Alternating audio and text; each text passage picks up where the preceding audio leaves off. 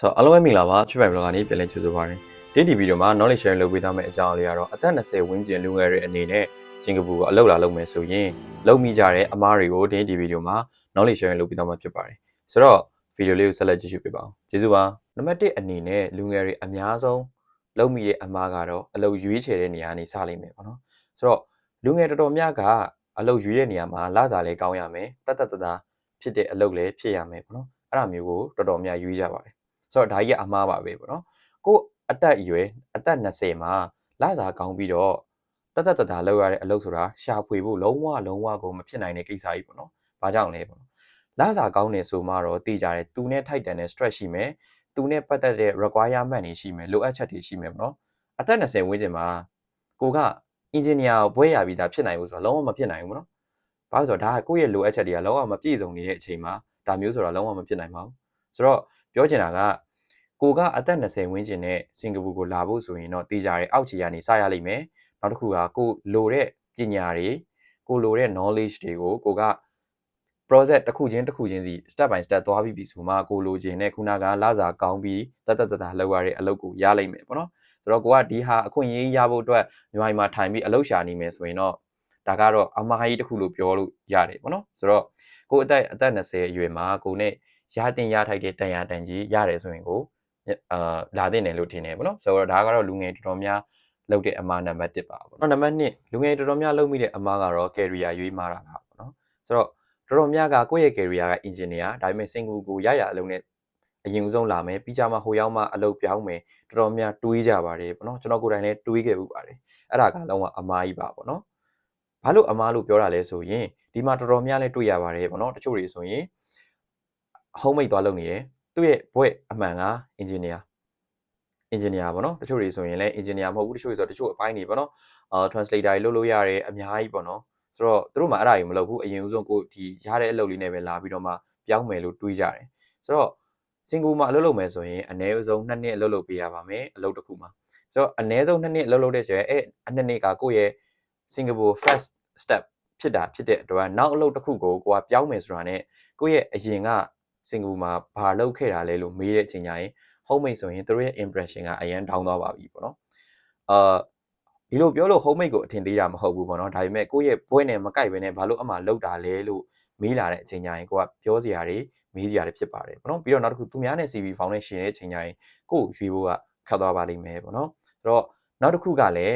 အများကြီးပေါ့နော်အခက်အခဲတွေအများကြီးဖြစ်သွားပါမယ်အလန်းဝေးတာတွေကိုယ့်ရဲ့ဘွဲ့နဲ့မကိုက်တာတွေ career တွေမှားတာဖြစ်တဲ့အတွက်ကိုကပြန်ပြီးတော့လမ်းမှန်တက်ရတာတွေဖြစ်လာတဲ့ပေါ့နော်ဒါကတော့လူတော်တော်များမှားပြီးတဲ့နံပါတ်1အမှားပါပေါ့နော်နံပါတ်3ကတော့ main ကလေးမဟုတ်ပဲယောက်ျားလေးတွေပါပေါ့နော်ကျွန်တော်တို့ယောက်ျားလေးတွေတော်တော်များကတွေးကြတယ်အချိန်တိုင်းအိမ်ပြန်มาပဲဘာမှလုပ်စရာမလိုဒါကိုယ်နိုင်ငံမှာမဟုတ်တာအဲ့ဒါမျိုးတော်တော်များတွေးကြပါတယ်မဟုတ်ပါဘူးဆိုတော့ဒီနိုင်ငံကိုရောက်ပြီဆိုတော့လည်းကျွန်တော်တို့တင်ယူရပါမယ်လေ့လာရပါမယ်ကိုယ်နိုင်ငံမှာတထေးဖြစ်မှတထေးမဟုတ်ပါဘူးဒီနိုင်ငံမှာလည်းတထေးဖြစ်အောင်လုပ်လို့ရမယ်နီလန်းတွေအများကြီးရှိသလိုဒီနိုင်ငံမှာလည်းလေ့လာလို့ရမယ်ပညာတွေအများကြီးရှိပါတယ်ပေါ့နော်ဆိုတော့ကိုကအလုပ်ထဲမှာမို့လို့ဒီအလုပ်ကြီးကကိုယ့်အတွက်ပညာမပါပါဘူးလို့တော့မတွေးလိုက်ပါနဲ့ပေါ့နော်ကိုလုပ်နေတဲ့အလုပ်ကလည်းကိုယ့်အတွက်ပညာပါပဲပေါ့နော်ဒါပေမဲ့လို့ waiter waitress တို့ kitchen helper တို့ကိုတော့ကျွန်တော်ကတော့မပြောလိုပါဘူးဘာလို့လဲဆိုတော့သူတို့မှလည်းသူတို့ရဲ့ pressure တွေရှိတယ်ပေါ့နော် waiter waitress ဆိုရင်တော့ဘာမှပညာတော့မရဘူးဒါပေမဲ့ပညာမရဘူးဆိုရင်လည်းနည်းနည်းပါးရတယ်ဒါပေမဲ့ရေရှည်သွားဖို့အတွက်ကြတော့အဆင်မပြေနိုင်ဘူးပေါ့နော်ဆိုတော့ kitchen helper ဆိုရင်အဲ့လိုပါပဲ kitchen helper ကြီးကြတော့ကိုက chef ဖြစ်မှသာလျှင်ကိုယ့်ရဲ့အသက်မွေးဝမ်းကြောင်းတစ်ခုအနေနဲ့ရက်တည်လို့ရတယ်ဥပမာ waiter waitress ဆိုရင်လည်းအဲ့လိုပဲကိုက head waiter ဖြစ်မယ်ဆိုရင်တော့ကိုယ့်ရဲ့အသက်မွေးဝမ်းရေရှည်အတွက်အဆင်မပြေနိုင်ဘူးပေါ့နော်ဆိုတော့ဒါမျိုးတွေဆိုရင်တော့ကျွန်တော်ကအလုပ်ပြောင်းဖို့အကြံပေးခြင်းတယ်ပေါ့နော်အတိုင်းတာတစ်ခုလောက်ထိပဲလုပ်စီခြင်းပါတယ်ဆိုတော့ဒါပေမဲ့လို့ကိုကတခြား career တစ်ခုရောက်နေတယ်ဥပမာကျွန်တော်လိုမျိုး renovation သမားတွေဆိုရင်တော့ကျွန်တော်ကပြောချင်တာကအလုပ်ထဲမှာရသမျှပညာကိုစုပြီးရအောင်သင်ပြီးပြီဆိုတော့ကျွန်တော်မြန်မာနိုင်ငံမှာပြန်ပြီးအသုံးချတာကပို့ပြီးတော့ကျွန်တော်တို့အတွက်အဆင်ပြေပါလိမ့်မယ်ပေါ့နော်ဆိုတော့အချိန်တိုင်းအိမ်ပြန်มาပဲဆိုတာမျိုးခေါင်းထဲကိုမထည့်ထားပါနဲ့အဲ့ဒါကလည်းလူငယ်တော်တော်များလုပ်တဲ့အမှားပါပဲပေါ့နော်နံပါတ်4အချက်ကတော့လစာအကုန်ပြန်ပို့တာပေါ့နော်အဲ့ဒါကတော့လူတိုင်းလုပ်တာပါပဲကျွန်တော်ကိုယ်တိုင်လည်းလုပ်ခဲ့ပါတယ်ဆိုတော့ဒါကြီးကအမှားပါပဲဘာလို့ဒီလိုပြောတာလဲအိမ်ကိုပတ်စံပြန်မပို့ရဘူးလားဆိုတော့ပို့ပါဒါပေမဲ့3ပုံရင်တပုံပဲပို့ပါ2ပုံကိုခြံထားပါပထမတစ်ချက်ဘာကြောင့်လဲဆိုရင်အိမ်ကိုပြန်ပို့တဲ့ငွေဒီဘယ်တော့မှကိုယ့်အတွက်ပြန်ပြီးတော့အမျက်ပံမပေးပါဘူးပထမတစ်ချက်ဒုတိယတစ်ချက် အဲ့ဒါက investment မဟုတ်ဘူးပေါ့နော်ဆိုတော့ဘာကြောင့်မို့3ပုံခွဲခိုင်းတာလဲဆိုရင်ပထမတစ်ချက်အိမ်ကိုပြန်ပေးပါဟုတ်ပါတယ်မိဘကိုပြန်ထောက်ပံ့တာဒါကကောင်းတာပေါ့နော်ဆိုတော့နံပါတ်1အချက် investment လုပ်ပါကို investment လုပ်ပါဘာကြောင့်မို့ကို investment လုပ်ခိုင်းနေဆိုရင်ကိုကတိုးတက်မဲ့လူအိမ်ကလူတွေကကြလူအဲ့လိုမျိုးအများနဲ့ခေါင်းနဲ့မှတ်ထားပါပေါ့နော်ဆိုတော့ investment လုပ်ပါတင်တန်းနေတက်တာဖြစ်ဖြစ်ဒါမှမဟုတ်ကိုယ့်ရဲ့ဝါသနာပါတာတွေကိုလေ့လာတာဖြစ်ဖြစ်ကိုက career ပြောင်းချင်တယ်ဆိုရင် career ပြောင်းဖို့အတွက်လိုအပ်ချက်တွေကိုဖြည့်တာဖြစ်ဖြစ်ပေါ့နော်အဲ့လိုမျိုးလုပ်ပါနံပါတ်ဒီ3ပုံမှာ2ပုံကျတယ်ဆိုနောက်ဆုံးတစ်ပုံကတော့ကိုယ့်ရဲ့ကျန်းမာရေးเนาะ insure အာမခံနေပါတယ်အဲ့လိုမျိုးအတွက်ကိုကလက်ထဲမှာခဏဆောင်ထားတာဖြစ်ဖြစ်ဒေါ်လာ900ဘာလို့လဲဆိုတော့အရေးအကြောင်းဆိုရင်ကိုကနိုင်ငံခြားမှာနေတာဖြစ်တဲ့အတွက်ကို့မှာအနည်းဆုံးတော့စုထားဆောင်ထားတာလေးတော့ရှိရမယ်ပေါ့နော်ဆိုတော့ဒီကိုယ့်ရဲ့အရှိမကြူလာမဲ့အန်ဒီရဲ့ယူကိုကလည်းမသိနိုင်ဘူးပေါ့နော်ဆိုတော့ဒါကတော့လူငယ်တော်များလောက်ကြတဲ့အိမ်ကိုပတ်စံအကုန်ပြန်ပို့တာပေါ့နော်ဆိုတော့နံပါတ်5အချက်အနေနဲ့အခြေရေးကိုဦးစားပေးတာဟုတ်ပါတယ်ဒါကတော့ဒီစင်ကာပူနိုင်ငံမှာအများဆုံးသောအမှားပါအသက်20ကျော်လူငယ်တွေဆိုရင်ဒီနိုင်ငံမှာအရင်လည်းထိကျင်ကြတယ်အဲ့တော့စကားပြောပေါ်တွေရှားကြတယ်အဲ့တော့အခြေရေးဤစားတွေထားကြတယ်အဲ့လိုမျိုးတွေကအရှိမှာတာရကတွေလည်းအများကြီးရှိပါတယ်အခြေရေးနဲ့ပတ်သက်လာပြီဆိုရင်တော်တော်များများကရှုံးရတာများပါတယ်အရှုံးပါပဲအချစ်စစ်ဆိုတာရှားပါတယ်လူတိုင်းကဒီနိုင်ငံမှာပတ်စံလာရှားတာကြလူတိုင်းကဒီနိုင်ငံမှာပတ်စံလာရှားကြတာဖြစ်တဲ့အတွက်လုံးဝ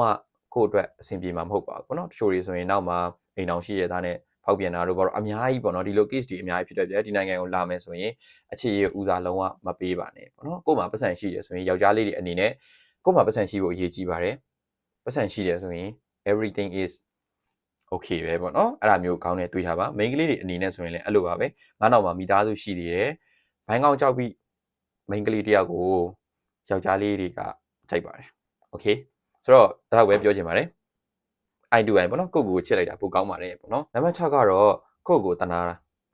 ာလူတိုင်းကမနေ့7နာရီကနေ9နာရီလောက်တယ်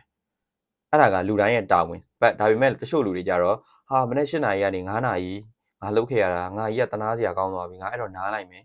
တစ်တော်လေးကြည့် social media လေးသုံး10နာရီ9နာ10နာရီ17နာရီလောက်ဆိုအဲ့ဒါမျိုးပေါ့နော်အဲ့ဒါမျိုးတွေကလုံးဝမဟုတ်တယ်ပါဘူးဖြစ်တယ်မှာဆိုတော့ပြောချင်တာက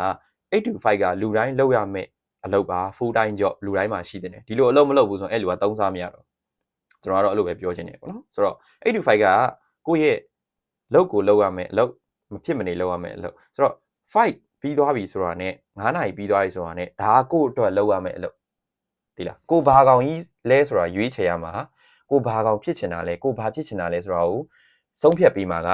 fight 9နာရီပြီးသွားတာနဲ့နောက်ပိုင်းကအဲ့ဒါကိုယ့်ရဲ့အနာဂတ်ပဲအဲ့လိုပဲတွေးထားပါနော်ဆိုတော့9နာရီနောက်ပိုင်းရင်ကိုကဘာလုပ်ချင်တာလဲဥပမာကိုကတင်တိုင်းတက်ချင်တာလားကိုကတရုတ်စာရေးလေ့လာချင်တာလားအင်္ဂလိပ်စာရေးလေ့လာချင်တာလားအဲ့ဒါကမှကိုယ့်ရဲ့ဘဝကိုဆုံးဖြတ်ခွင့်ပေးမှာပေါ့နော်ဆိုတော့8 to 5မှာပဲတာယာနေတယ်ဆိုတော့လုံးဝကိုကတာမှန်လို့ပဲအသက်ကြီးသွားရင်သွားပဲစုထားမဆောင်းထားတာမရှိရင်တော့ဒါပဲအဲ့ဒါကလူဘဝရဲ့အနှစ်သာရမဟုတ်ဘူးပေါ့နော်ဆိုတော့ဒါကတော့ကိုတနာတာရဲ့အမှားပါပဲเนาะဆိုတော့လူငယ်တွေပြောချင်တာကိုလုံးဝမတနာပါနဲ့ပေါ့နော်ဆိုတော့နံပါတ်9လူငယ်တော်တော်များများကြတဲ့အမှားတွေမှာလူတိုင်းတော်တော်များများကတင်တန်းကြီးတွေတင်တန်းတက်ရမှာအရင်ကြောက်ကြပါလေပေါ့နော်ဆိုတော့နောက်တစ်ခုကကွာတင်တန်း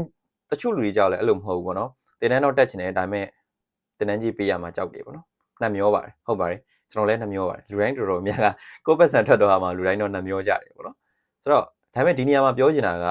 ကိုကသူများရှီကပညာလိုချင်တယ်ဆိုရင်ကိုယ်တိုင်ကလည်းတန်ရာတန်ကြီးပေးရမယ်စကားပုံတစ်ခုရှိပါတယ်စီလိုချင်ရင်စံတော့ပေးရမယ်အဲ့လိုပါပဲပေါ့နော်ဆိုတော့သူများရှီကကိုကပညာလိုချင်တာဖြစ်တဲ့အတွက်ကိုကလည်းပတ်စံပေးရမယ်သူတို့လည်းဒီပညာကိုသူတို့ရဖို့အတွက်သူတို့လည်းအချိန်နဲ့ငွေတွေရင်းနှီးခဲ့ရတယ်ရှိတယ်ပေါ့နော်ဆိုတော့ထားပါတော့ဆိုတော့ကိုကလွယ်နဲ့ရတဲ့ပညာဆိုတာမရှိပါဘူးပေါ့နော်ဥပမာရဟုတ်ပြီ social media မှာသွားလေ့လာလို့ရတယ် YouTube မှာလေ့လာလို့ရတယ်ဒါပေမဲ့လူများကတော့အကုန်တော့မတင်ပါဘူးပေါ့နော်ဆိုတော့သူတို့ရဲ့ကြက်ဥလိုပဲပေါ့နော်အကာပဲရမယ်အနှစ်တော့မရပါဘူးဆိုတော့ပြောချင်တာကကိုကတကယ်တက်ချင်တယ်ကိုက creator တစ်ခုတွေပြောင်းချင်တယ်ဥမာကိုယ့်ရဲ့ creator နဲ့မမျှလို့ကိုကပွဲတွေမရလို့ diploma တွေလုပ်ချင်တယ်အဲ့လိုမျိုးဆိုရင်တော့တေးကြတယ်တင်တန်းတွေပြေးတက်လိုက်ပါတင်တန်းကြီးလုံးဝမနှမျောပါနဲ့ဒီတင်တန်းပတ်စံဆိုတာပြန်ရှာလို့ရတယ်ပေါ့နော်အသက်20ကျော်ဝန်းကျင်တွေကိုပြောချင်တာကပတ်စံဆိုတာပြန်ရှာလို့ရပါတယ်ဒီကုံသွားတဲ့ပတ်စံကိုငွေရွယ်မှုတွေနဲ့ရင်းပြီးပြန်ရှာလို့ရတယ်ဆိုပေမဲ့ပညာတွေကတော့အသက်20ဝန်းကျင်ကလုံးဝလေ့လာလို့ကောင်းတဲ့အရာပါအသက်30ရောက်မှကိုကကွန်ပျူတာသင်ချင်တာကိုကဒါတက်ချင်တာညာတက်ချင်တာဆိုတော့ကိုယ့်ရဲ့အုံနောက်ကလက်ခံလို့အရင်နှီးသွားပါပြီပေါ့နော်ပြောချင်တာအသက်20ကျော်ဆိုပြီးဆိုတာနဲ့လစာတွေကျွန်တော်တို့တင်တန်းကြီးတွေ ပတ်စံนี่အရင်မကြည့်ပါနဲ့ကြည့်တော့ကြည့်ပေါ့နော်ဒါပေမဲ့သုံးပုံတပုံလောက်ပဲကြည့်ပေါ့နော်ကျန်တာက knowledge တွေလေ့လာမယ်ပညာတွေလေ့လာမယ်သင်တန်းတွေတက်မယ်ကိုရင်းနှီးမြုပ်နှံမှာပေါ့နော်အကောင်းဆုံးကတော့ကိုရင်းနှီးမြုပ်နှံတာကလုံးဝကိုရဲ့အကောင်းဆုံးရွေးချယ်မှုပါပဲเนาะရွေးချယ်မှုကလုံးဝမမှားပါဘူးပေါ့နော်ဆိုတော့ DTV တော့ဒီလောက်ပါပဲဆိုတော့တကယ်လို့ကိုကအသက်20ဝန်းကျင်ထဲမှာပါတယ်စင်ကာပူအလုပ်လာလုပ်ဖို့ရွေးချယ်မယ်ဆိုရင်ဆိုတာနဲ့ဒီလိုအမားတွေလုံးဝမလုပ်မိဖို့ကျွန်တော်အကြံဉာဏ်ပေးခြင်းပါတယ်ဆိုတော့ DTV လေးကို DTV